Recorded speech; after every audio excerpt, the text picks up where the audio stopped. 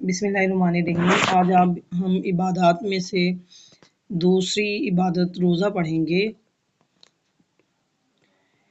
سب سے پہلی ہیڈنگ اس کی ہے روزے کا مفہوم۔ روزہ جو ہے ارکان اسلام میں سے روزے کو بنیادی اہمیت حاصل ہے۔ روزے کا مفہوم یہ ہے کہ روزے کو قرآن و حدیث میں لفظ صوم اور صیام کا معنی استعمال ہوا ہے، جس کے لغوی معنی، یہ میں نے انڈر لائن کیا ہوا ہے، لغوی معنی رک جانا یا بچ جانے کے ہیں، اور شرعی اصطلاح میں وہ عبادت جس میں ایک مسلمان طلوع فجر سے غروب آفتاب تک کھانے پینے اور اپنی جائز نفسانی خواہشات سے رک جاتا ہے، اسے صوم یعنی روزہ کہا جاتا ہے۔ ٹھیک ہے، یہ اس کا روزے کا مفہوم ہو گیا، لغوی اور اصطلاحی۔ ٹھیک ہے، آپ اوپر ہیڈنگ دے لیں کہ یہ اس کا لفظ صوم عربی زبان کا لفظ ہے، اور اس کے بعد اس کے لغوی اور اصطلاحی معنی میں یہ ہو گیا، اور ساتھ ہی پہلا شارٹ جو ہے آپ کا اس کا یہ آنسر بھی ہو گیا کہ پہلا شارٹ کوشچن ہے صوم کے معنی اور مفہوم تحریر کرے۔ تو یہ میں نے مارک کیا ہوا ہے، یہاں سے شارٹ ہے اور یہاں تک شارٹ ہے۔ پھر دوسری اس کی ہیڈنگ بنے گی تفصیلی سوال کی، روزے کی فرضیت۔ روزہ 2 ہجری میں فرض ہوا، ارشاد باری تعالیٰ ہے، اے ایمان والو تم پر روزہ رکھنا فرض کیا گیا جس طرح تم سے پہلے لوگوں پر فرض کیا گیا تھا تاکہ تم نافرمانی سے بچ سکو۔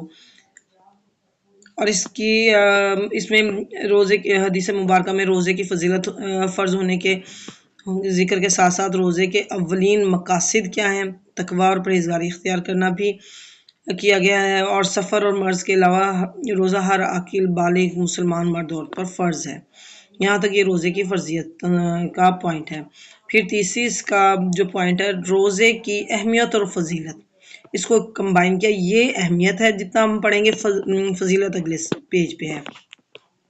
روزے کا مقصد چونکہ پرہیزگاری کا حصول ہے، ٹھیک ہے، اس لیے کھانے پینے سے رکنا ہی روزے کا تقاضا نہیں، بلکہ جسم کے تمام اعضاء کو اللہ تعالیٰ کی نافرمانی سے روکنا بھی روزہ ہے۔ نبی کریم صلی اللہ علیہ وسلم کا فرمان ہے، جو شخص جھوٹ اور بےہودہ بولنا اور جھوٹ پر عمل کرنا نہ چھوڑے تو اللہ کو اس کے کھانے پینے کو چھوڑ دینے کی ضرورت نہیں ہے۔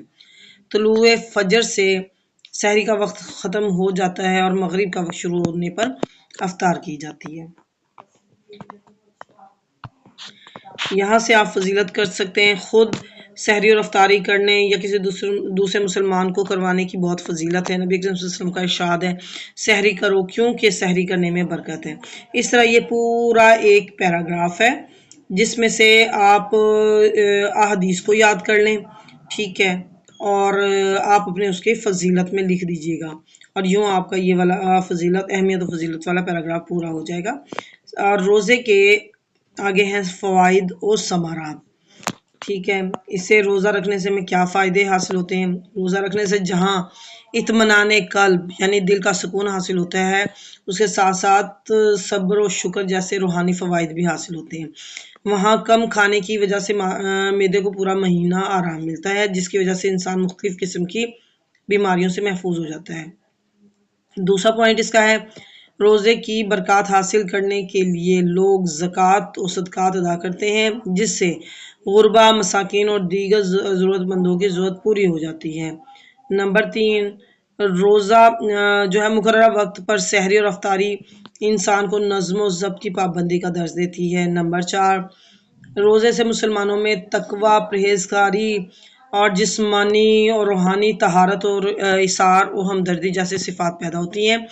روزے کی حالت میں دوسروں کو بھوک پیاس کا اندازہ ہوتا ہے اور اس کے ساتھ ہمدردی کے جذبات پیدا ہوتے ہیں۔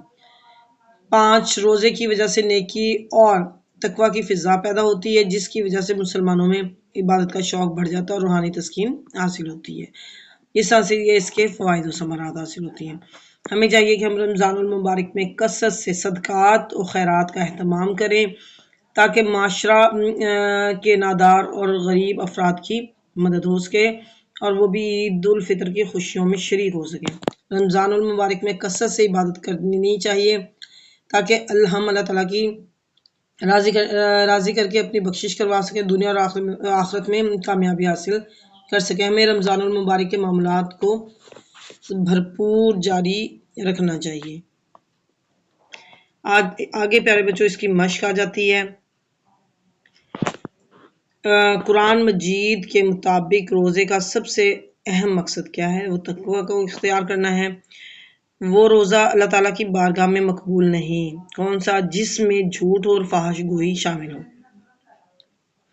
رمضان المبارک میں بھوکا پیاسا رہنے سے انسان کے اندر جذبات پیدا ہوتے ہیں ہمدردی کے، کیونکہ انسانوں کو غریبوں سے ہمدردی پیدا ہوتی ہے کہ وہ کیسے اپنا وقت گزارتے ہیں۔ پھر ہے منقررہ وقت پر سحر اور افطار کرنے سے انسان میں صفت پیدا ہوتی ہے، کیونکہ نظم و ضبط کی، کیونکہ سحری اور افطاری ایک باقاعدہ منظم ٹائم کے ساتھ چل رہا ہوتا ہے، اس طرح سے انسان کے اندر ہوتی ہے۔ اور پھر ہے رمضان المبارک میں بھوکا پیاسا رہنے سے انسان کو دوسروں کے بارے میں احساس ہوتا ہے بھوک پیاس کا۔ آگے آتی ہے اس کے مختصر سوالات۔ صوم کے معنی و مفہوم ہم نے مارک کیا ہوا ہے، آپ نے دیکھا تھا، جو پہلا ہی پوائنٹ ہے وہی اس کا پورا آنسر بھی ہے۔ پھر دوسرا اس کا کوشچن ہے رمضان المبارک کے 2 مسنون اعمال تحریر کریں، یہ آپ یہاں پر لکھ سکتے ہیں۔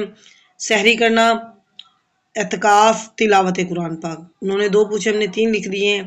پھر روزے کے کوئی سے 2 معاشرتی فوائد تحریر کریں۔ جو ہمارا آخری پوائنٹ تھا روزے کے فوائد و ثمرات، اس میں سے آپ کوئی بھی 2 جو ہے وہ آپ اس کا آنسر مارک کر لیجیے گا۔ میں نے مارک کیا ہوا ہے، آپ دیکھ لیجیے گا۔ اور یوں ہمارا عبادات میں سے دوسری عبادت روزہ جو ہے کمپلیٹ ہوا۔